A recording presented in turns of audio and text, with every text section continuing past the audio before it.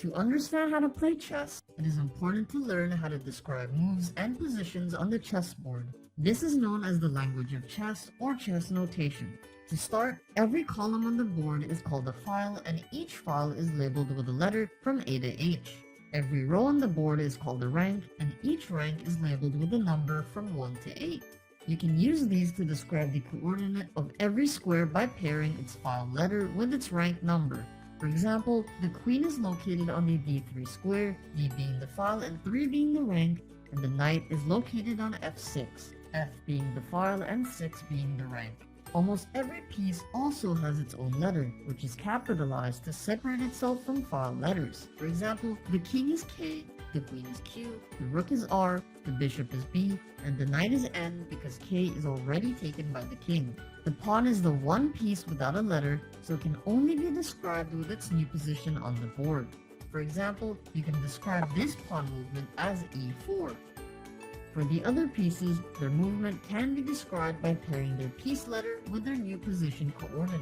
For example, you can describe this queen movement as QD3, this rook movement as RH5, and this knight movement as NC3. Now try to get familiar with chess notation.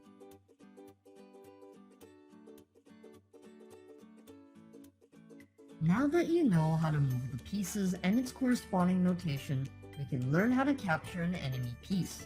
If you can move a piece to a square that an enemy piece is on, you can capture that enemy piece by replacing it on the same square with your own. The only exception to this rule is the pawn, which can only capture forward diagonally, even though it only moves forward vertically. For example, this rook can take a bishop and this pawn can take a knight. To describe capturing with chess notation, you can put together the letter of the capturing piece, an X meaning capture, and the square coordinate that is being captured. For example, this queen capture can be described as QXD3, and this pawn capture can be described as FXG3. It is typically better to capture more pieces than your opponent, but this can depend on piece values, which we will discuss later. When a pawn reaches the end of the board, which is the topmost rank, the pawn must be promoted to either a knight, bishop, rook, or queen piece. But how do you describe a pawn capturing an enemy piece and promoting itself in the same move?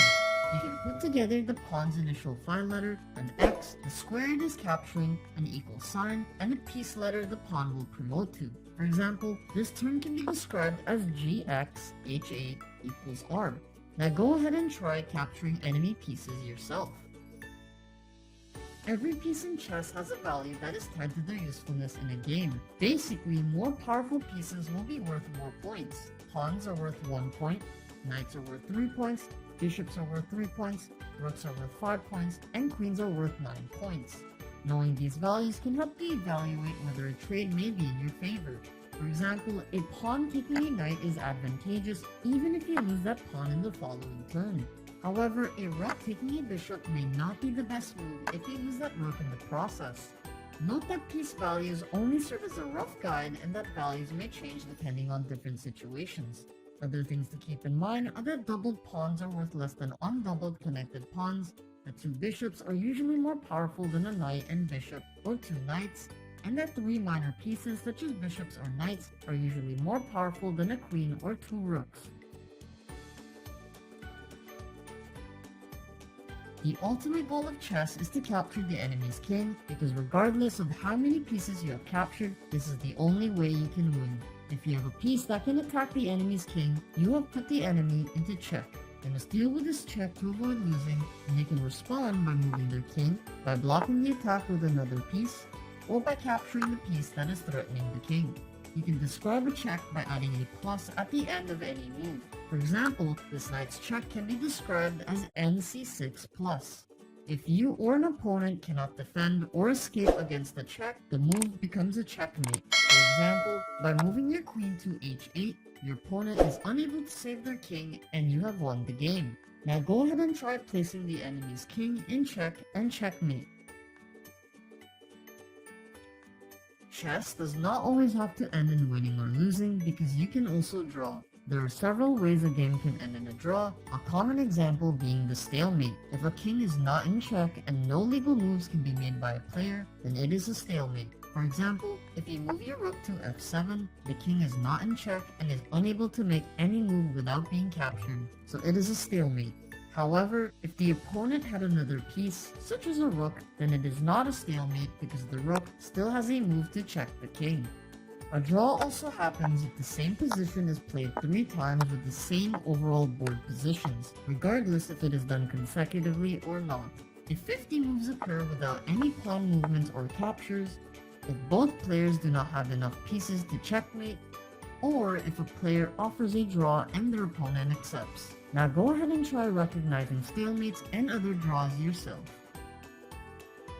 We are going to learn a unique and useful move in chess known as castling. Castling moves your king 2 squares horizontally and moves your rook beside the king. You can castle on either the left or right side, but only if there are no pieces between the king and the rook, and if castling is the first move for both pieces. For example, you cannot castle in either direction because there is a knight blocking the way and because the other rook has moved already. You are also unable to castle if your king is in check, if your king would castle through a check, or if your king would castle into a check. To describe castling, you can use zeros and dashes depending on which side the king castles. You can describe kingside castling as 0-0 because the king moves 2 squares. For queenside castling, you would describe it as 0-0-0 because the king moves 3 squares. Now go ahead and try to castle for yourself.